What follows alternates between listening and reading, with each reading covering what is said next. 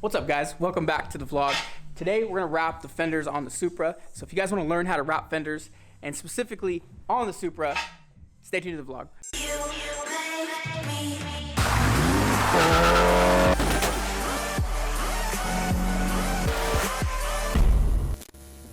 So it seems like we get a lot of questions about how to specifically wrap a fender. And I guess as an installer who does this all the time, I feel like that would be an easy thing, but I do also understand that wrapping is new to a lot of you guys. And one of the questions that comes through very often is, how do you tuck in this area down over here? How do you get the vinyl to lay? In today's vlog, I'll show you exactly what we do.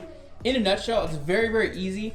What the biggest thing that a lot of people fail to do is make sure that all of this is cleaned out properly, because you get a lot of road grime and debris back over here that gets caked on.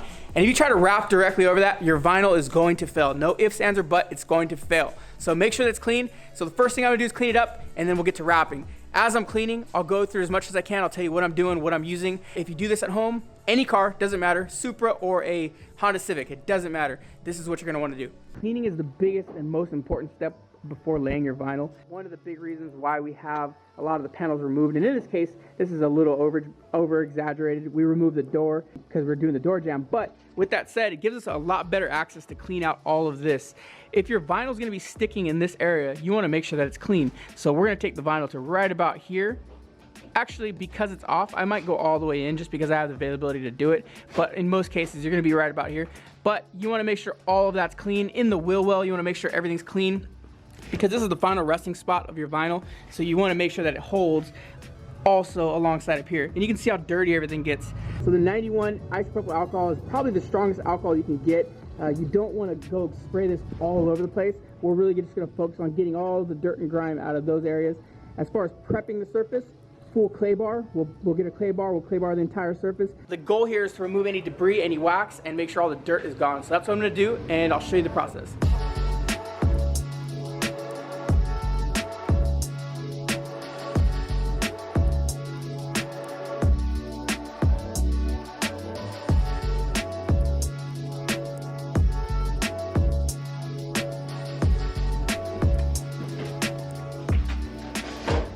Now that everything's alcoholic, next thing we gotta do is do a clay bar all the way through. What you wanna do is make sure that the entire surface is smooth. You wanna make sure that all wax, any debris, everything's off of it, because the surface needs to be 100% as clear and free of debris as possible before you start wrapping. And that's one of the most major important steps that we always emphasize on this channel, is making sure that everything's clean before you start wrapping, because anything left behind will show through.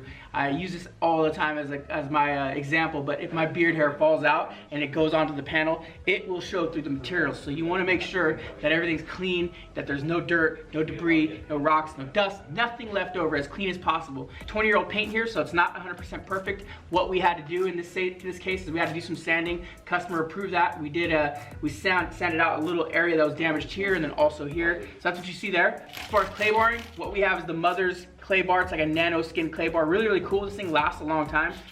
And we're just gonna go over the entire surface.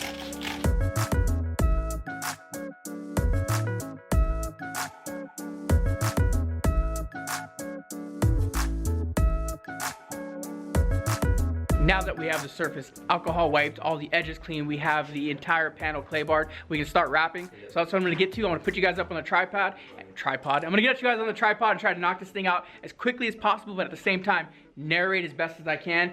As I'm going through the process, I tend to forget what I'm doing as far as filming, and I forget to mention exactly what's going on. So drop a comment if you guys if you don't hear me narrating something and you have a question. I'm here to answer, Johnny's here to answer. We're always in the comment box trying to do our best to make sure we're responding to you guys. Let's get to wrapping the panel.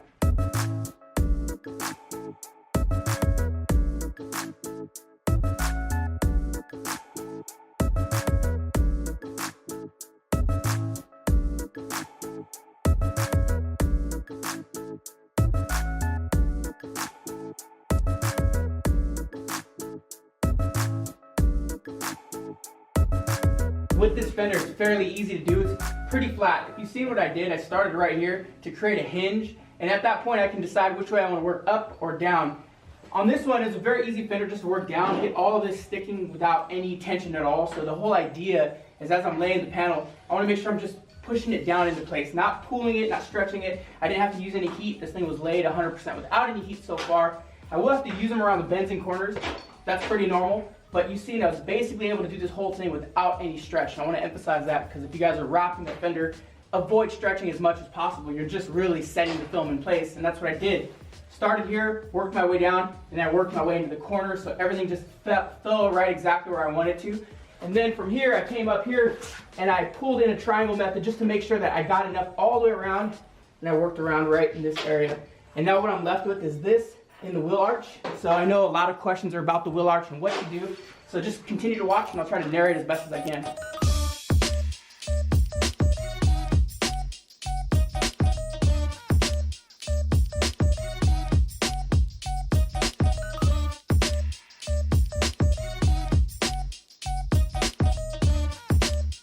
As I'm laying into my wheel well, I'm making sure that I'm not overstretching the film.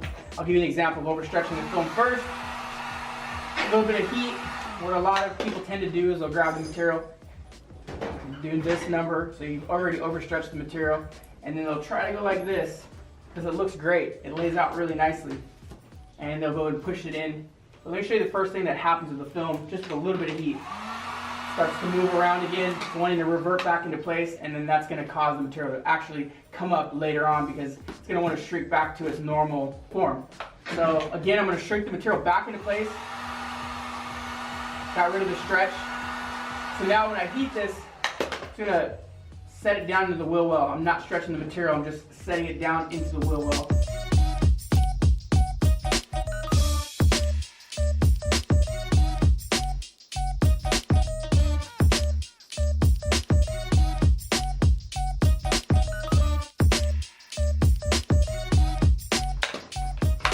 Alright, so right now I just heated the panel. I kind of went all the way through, and what I was doing, I was just going over and correcting my work, making sure everything's good. As you're pushing the air out, you can miss things. So when you heat it, it really tells you what's left over. It'll start to bubble up a little bit, which is no big deal if you're using the right materials because it allows you to push the air through the channels right out to the edges. And that's what I was doing. If you see, I went through, I heated up, I found a couple places where I may have missed. I installed most of this wrap using my glove. This is just my preferred method, but it is easier to miss things as opposed to going at it with the squeegee. You know, you're going pretty consistently, so there's a difference between using the two. I kind of use a combination of both, just like what I do with the torch. You know, a lot of you guys asked about that. I use the heat gun and I use the torch. I use the squeegee and I use the glove. It's kind of just depends on what I'm working on.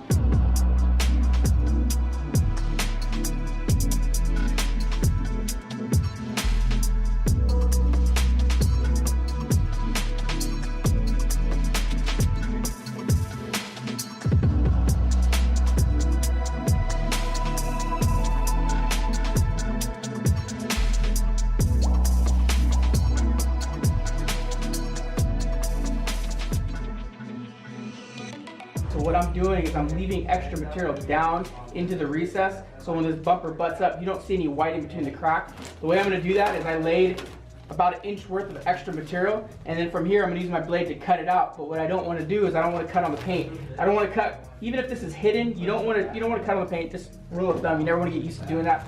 So what I'm doing is I'm going to pick up the material and I'm going to make a cut off of the car, giving myself about a 1/4 inch off. Just working across. So right now the blade's not making any contact with the paint at all. And like I said, it is a part that's out of sight, but you don't want to get used to doing that, so we're not going to do that, and we don't do that.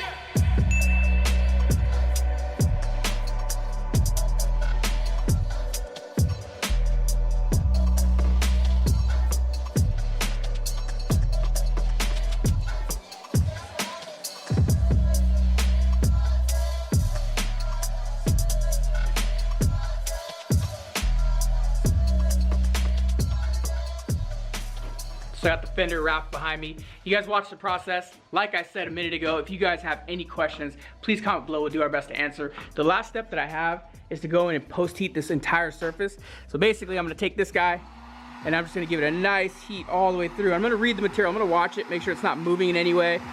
Ideally with the Avery wrap film, you wanna get the film up to about 180. You can get 180 to 200 pretty safely.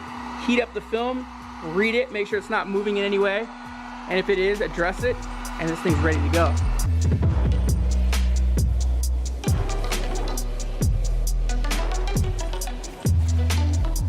While I've been working on this, Johnny was knocking out the target top that goes up here. Same deal that we've been talking about all day, following the directionality of the material, making sure that he stays within direction. So when you're over here wrapping it off of the car, knowing the direction of the material is 100% like key. You have to do it, because I've seen you over there checking to make sure you're good, right? Yeah, I checked like 2 or 3 times. Yeah, because if you place this panel wrong, you place the roof panel wrong, it doesn't make any sense for everything that we did all the way through the entire process. So how do you feel? I feel great. You feel confident? However, there's a little mess up here. I don't know what this is. Like, it almost looks like a scratch. I tried heating it out. It's still there. I looked under, like in the back. Like, it looks like damage in the film. Yeah, so gonna have to redo. One of the big things with wrapping, as you're going through the process, film will get damaged, film can get damaged, film can arrive damaged, it can arrive defective. If those things happen, it's 100% key to identify it early on and get it fixed if you have to get a new roll of material, which has happened in the past. We've got rolls of material that just didn't work out. They had either adhesive lines forming constantly or adhesive split. A bunch of different things can happen with vinyl, just like anything. You can buy paint and the paint can be mixed wrong or something can be an issue. I don't know because I'm not a painter, but just like any process, nothing's perfect. So monitoring your films is 100% key. You want to make sure that you got a nice roll of material. You want to make sure as you're installing, you can do the best install ever, but if that film has haziness to it or has a scratch in it, you're going to want to get it corrected.